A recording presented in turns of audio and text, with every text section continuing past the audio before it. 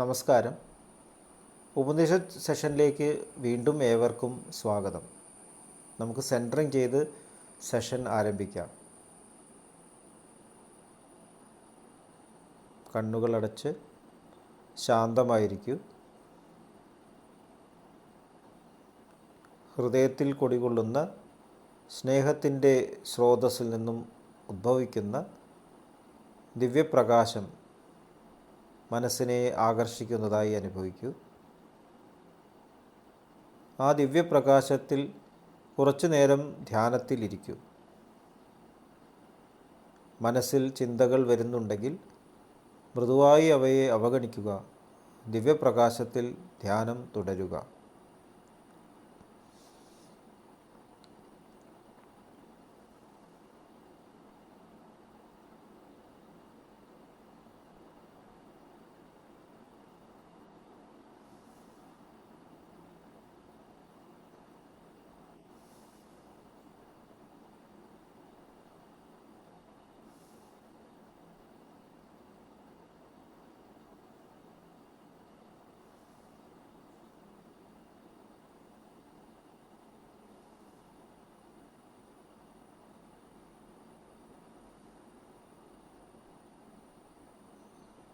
Okay, ആ condition ഹൃദയത്തിൽ നിലനിർത്തി പതുക്കെ കണ്ണുകൾ തുറക്കൂ.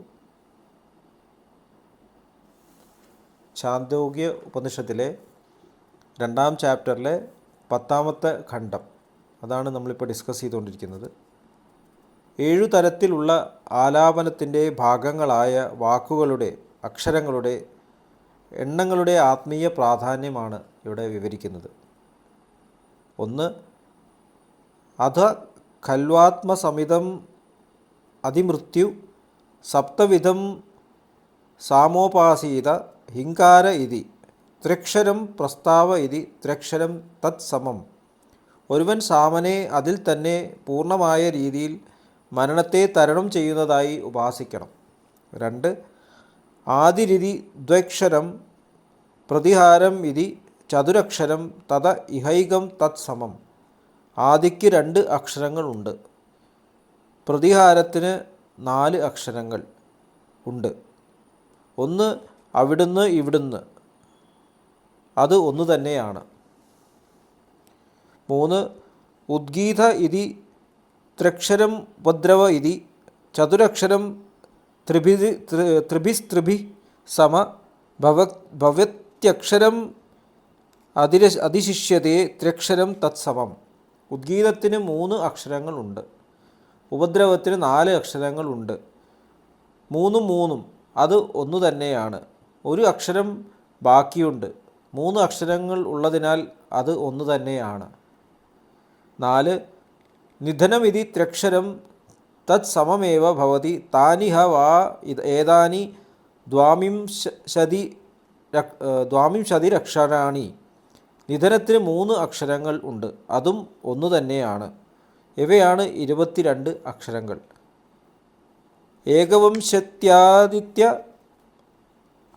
ആദിത്യം ആപ്നോത്യേകവിംശോ വാ ഇതോ സാവാദിത്യോ ദ്വാവിംശേത പരമാദിത്യാജ്ജയതി തന്നാകം തദിശോകം.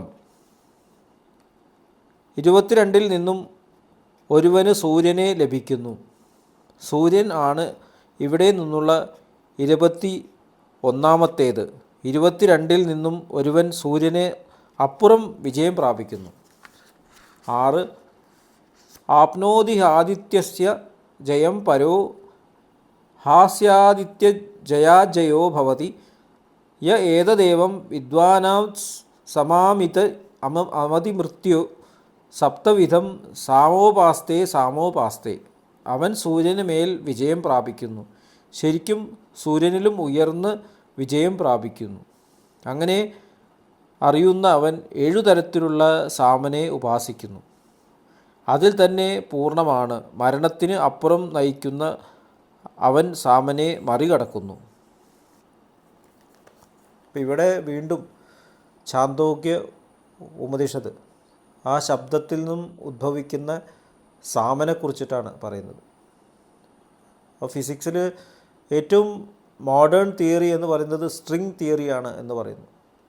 അപ്പോൾ ഈ പ്രപഞ്ചത്തിൻ്റെ അടിസ്ഥാനം സ്ട്രിങ്സ് ആണ്, ചരടുകൾ പോലെ. ഭഗവാൻ ശ്രീകൃഷ്ണൻ ഭഗവത്ഗീതയിൽ പറയുന്നുണ്ട്, ഈ പ്രപഞ്ചം മുഴുവൻ കോർത്തിണക്കുന്ന ചരടാണ് ഞാനെന്നാണ്. അപ്പോൾ ഒറിജിനൽ സ്രോതസ്സിൽ നിന്നും ഉദ്ഭവിക്കുന്ന ആ ശബ്ദ സർവ ഓൾ ലെവൽസ് ഓഫ് കോൺഷ്യസ്നസ്, എല്ലാ ബോധതലങ്ങളിലും ഒഴുകാണ്.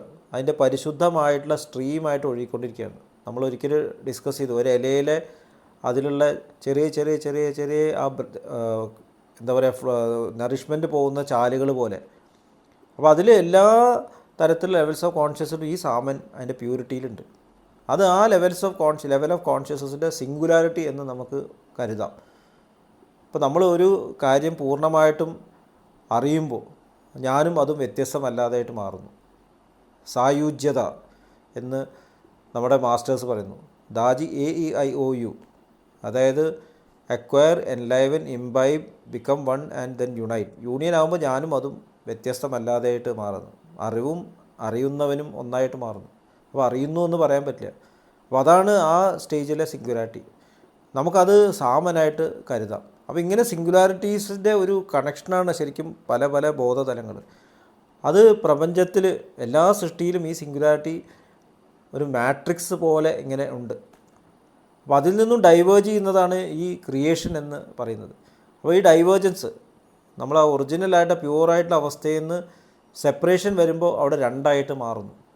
ആ ഒറിജിനും ആ സെപ്പറേഷനും, ഫാദർ ആൻഡ് സൺ എന്ന് ജീസസ് ക്രൈസ്റ്റ് പറഞ്ഞു. ഫാദറും സണ്ണും വരുമ്പോൾ അവിടെ ഒരു ഹോളി ഗോസ്റ്റും ഉണ്ട്. അതായത് ആ ഫാദറിനെയും സണ്ണിനെയും ലിങ്ക് ചെയ്യുന്ന ആ പ്യൂറായിട്ടുള്ള ആ എനർജി ഫ്ലോ, സ്നേഹം.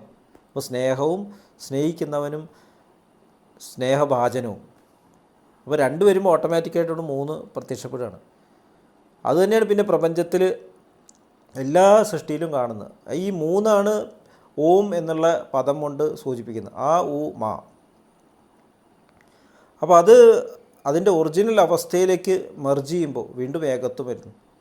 അപ്പോൾ ബാബുജി മഹാരാജ് അദ്ദേഹത്തിൻ്റെ കമൻട്രീസ് ഓൺ 10 മാക്സിംസിലും എഫിക്കസി ഓഫ് രാജയോഗിലും എല്ലാം എക്സ്പ്ലെയിൻ ചെയ്യുന്നുണ്ട്. തുടക്കവും അവസാനവും ഒരുപോലെയാണെന്ന്, സത്തും തമ്മും ഒരുപോലെയാണ്. സന്ധ്യകൾ എന്നാണ് ബാബുജി മഹാരാജ് പറയുന്നത്. അതാണ് സന്ധ്യകളുടെ പ്രാധാന്യം. രാവിലെ ഒരു സന്ധ്യ, വൈകുന്നേരം ഒരു സന്ധ്യ. അപ്പോൾ നമ്മുടെ ക്രിയേഷൻ തുടങ്ങുമ്പോൾ ഒരു സന്ധി തുടങ്ങുന്ന ഒരു അവസരം. അത് കഴിഞ്ഞിട്ട് അത് ശരിക്കും പൂർണ്ണമായിട്ടുള്ള ആ വർക്ക് പെർഫെക്ഷനായിട്ടൊരു ദിവസം അവസാനിപ്പിക്കുകയാണെങ്കിൽ, യാതൊരു ആഗ്രഹങ്ങളും ഇല്ലാതൊരു ദിവസം അവസാനിപ്പിക്കുകയാണെങ്കിൽ വീണ്ടും മർജറിലെത്തിയിട്ട് ആ സന്ധ്യയിൽ പ്യുവറായിട്ടുള്ള ഫൗണ്ടേഷനിൽ നിലനിൽക്കുന്നു. അപ്പോൾ അങ്ങനെ നമുക്ക് സന്ധ്യകളെ ഉപയോഗിക്കാൻ സാധിക്കുകയാണെങ്കിൽ നമ്മളെപ്പോഴും ക്രമേണ ആ ഫൗണ്ടേഷനിൽ നിൽക്കുന്ന ആ പ്യുവറായിട്ടുള്ള ആ ശബ്ദയിൽ നിൽക്കുന്ന ഒരു തലത്തിലേക്ക് മാറും. അതാണ് സാമൻ എന്ന് ഉദ്ദേശിക്കുന്നത്. അപ്പോൾ ഓരോ ലെവൽ ഓഫ് കോൺഷ്യസ്നസ്സിനും സത്യസന്ധമായിട്ട് നമ്മുടെ ജോലി പ്രാക്ടീസ് ചെയ്യണം. നമ്മൾ പ്രവൃത്തി ചെയ്യുകയാണെങ്കിൽ ചിന്തയും വാക്കും പ്രവൃത്തിയും നമ്മുടെ ഉള്ളിൽ നിന്നും വരുന്ന ആ അറിവ് ഉപയോഗിച്ചിട്ട്, നമ്മുടെ ഉള്ളിലുള്ള ആ പ്യുവറായിട്ടുള്ള ഫ്ലോയിൽ നിന്ന് അറിവ് ഉപയോഗിച്ചിട്ട് സത്യസന്ധമായിട്ട് ഉപയോഗിക്കുകയാണെങ്കിൽ, ആഗ്രഹങ്ങളില്ലാതെ ഉപയോഗിക്കുകയാണെങ്കിൽ ഒരു തരത്തിലും സംസ്കാരങ്ങൾ ഉണ്ടാവില്ല. അതിനാണ് നിരന്തര സ്മരണ എന്ന് നമ്മുടെ മാസ്റ്റേഴ്സ് പറയുന്നത്.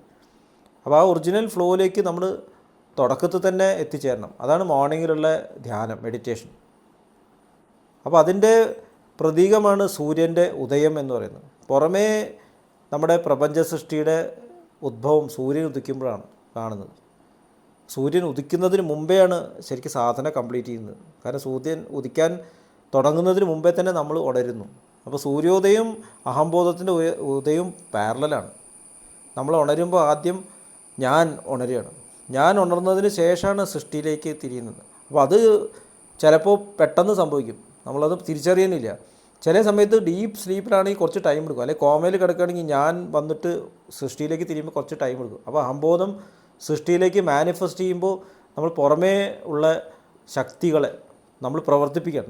നമ്മൾ തന്നെ ഉള്ളിൽ നിന്ന് വന്ന ശക്തികളെ പ്രവർത്തിക്കുകയാണ്. അതാണ് സൂര്യൻ ആയിട്ട് നമ്മൾ കാണുന്നത്. സൗരോർജ്ജം, ഈ പ്രപഞ്ചത്തെ നയിക്കുന്നത് സൗരോർജ്ജമാണ് എന്ന് നമ്മൾ ചിന്തിക്കുന്നു. ഈ സൂര്യന് ശക്തി കൊടുത്തത് ആരാണ്?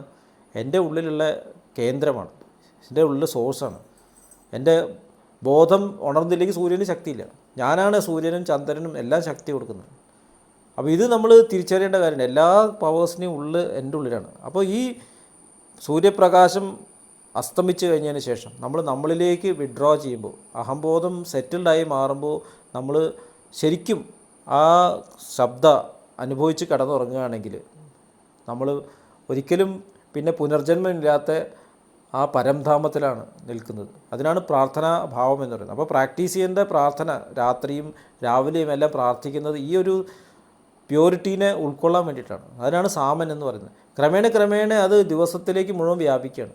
എന്ത് പ്രവൃത്തി ചെയ്യുമ്പോഴും നമ്മൾ ആ ഒരു ഓർമ്മയിൽ പ്രാർത്ഥനാഭാവം കൊണ്ടുവരികയാണ്. നമ്മൾ ആ ലിങ്ക് എസ്റ്റാബ്ലിഷ് ചെയ്യണം. ഇപ്പോൾ തുടങ്ങുന്നത് രാവിലെ ആണെങ്കിലും അല്ലെങ്കിൽ രാത്രിയാണെങ്കിലും അത് പിന്നെ 24 hours സൈക്കിളായിട്ട് മാറുന്നു. ഇപ്പോൾ നമ്മൾ സ്കൂളിൽ പഠിക്കുന്ന മൾട്ടിപ്ലിക്കേഷൻ ടേബിൾസും ആൽഫബറ്റ്സും ലാംഗ്വേജും എല്ലാം സ്കൂളിൽ പഠിച്ച് മറക്കാനുള്ളതല്ല, ബാക്കിയുള്ള സമയത്ത് ഉപയോഗിക്കാനുള്ളതാണ്. അതുപോലെ നമ്മൾ ഈ പഠിക്കുന്ന ഈ സെൻറ്ററിങ്, നമ്മുടെ മനസ്സിനെ സെൻറ്റർ ചെയ്യുക, കേന്ദ്രീകൃതമാക്കുക, അത് ദിവസത്തിന് മുഴുവൻ നമ്മൾ പ്രാക്ടീസ് ചെയ്യണം. അപ്പോൾ പല ലെവൽസ് ഓഫ് കോൺഷ്യസ്നസ് സൂചിപ്പിക്കുന്നതാണ് ഈ നമ്പേഴ്സ്. അപ്പോൾ ഈ നമ്പേഴ്സ് പല സ്ക്രിപ്റ്റേഴ്സിലും പല രീതിയിലുമാണ്. ഇപ്പോൾ 7 എന്ന് പറയുന്നത് 7 ചക്രങ്ങൾ നമ്മൾ കേട്ടിട്ടുണ്ട്. അപ്പോൾ ഇതൊരു നമ്പറാണ്. ഇപ്പോൾ സഹജമാർഗത്തിൽ 13 സർക്കിൾസ് ഉണ്ട്. 13ാമത്തെ സർക്കിളിനെ സെൻറ്റർ എന്ന് പറയുന്നു. അവിടെ നിന്നാണ് ബാക്കിയെല്ലാം എല്ലാ ഉദ്ഭവം ഉണ്ടാകുന്നത്. അപ്പോൾ നമ്മുടെ മാസ്റ്റേഴ്സായിട്ട് ബാബുജി മഹാരാജ് പറയുന്നത് ഇത് അതിൻ്റെ ഏറ്റവും പ്രധാനപ്പെട്ട ജംഗ്ഷൻസിനെ ചിത്രീകരിക്കാതെ മാത്രമേ ഉള്ളൂ.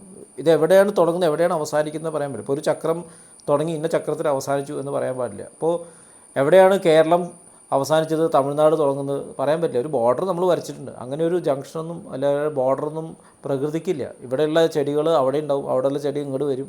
ഇവിടെ ചില ബോർഡറിൽ മഴ പെയ്യുമ്പോൾ അവിടെയും മഴ പെയ്യും.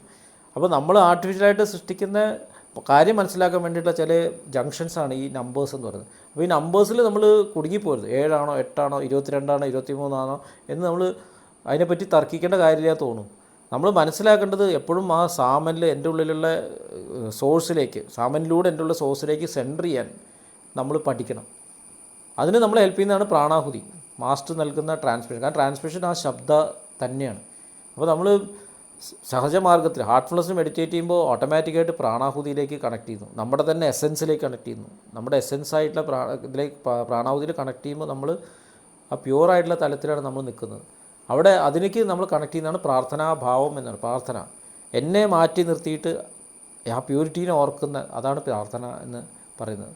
നമ്മുടെ ഉള്ളിലുള്ള ആ ഇൻഫിനിറ്റായിട്ട് പൊട്ടൻഷ്യലിനെ റിലീസ് ചെയ്യണമെന്ന് ഞാൻ എന്നെ തന്നെ സബ്ലിമേറ്റ് ചെയ്തിട്ട് അതിലേക്ക് കണക്ട് ചെയ്തിട്ട് ഞാൻ അതിൻ്റെ ഇൻസ്ട്രുമെൻ്റായിട്ട് മാറി നിൽക്കാന്ന് പറഞ്ഞാൽ ഞാൻ ഇല്ലാണ്ടേ പോലെ ഞാൻ കൂടുതൽ പൊട്ടൻഷ്യൽ സ്റ്റേറ്റിലേക്ക് ഞാൻ ഉയരുകയാണ് ചെയ്യുന്നത് പ്രാർത്ഥനാഭാവത്തിൽ. അപ്പോൾ എനിക്ക് ലോവർ കോൺഷ്യസ്നസ് വെച്ച് ചെയ്യാൻ പറ്റാത്തത് അവിടെ നടപ്പാക്കപ്പെടുന്നു.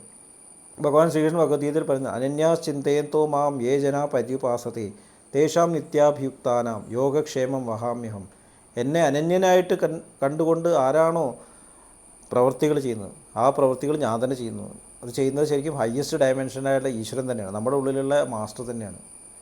അപ്പോൾ ഈ ഒരു തത്വമാണ് ഇവിടെ ചാന്തോക്യ ഉപനിഷത്ത് പറയുന്നത്. ഇപ്പോൾ ഒരു ബെല്ല് അടിക്കുമ്പോൾ ബെല്ലിൻ്റെ ശബ്ദം എവിടെ പോയി എന്നുള്ള ആ ചോദ്യം പോലെ ബെല്ലിൻ്റെ ശബ്ദം സൈലൻസിലേക്ക് പോയി.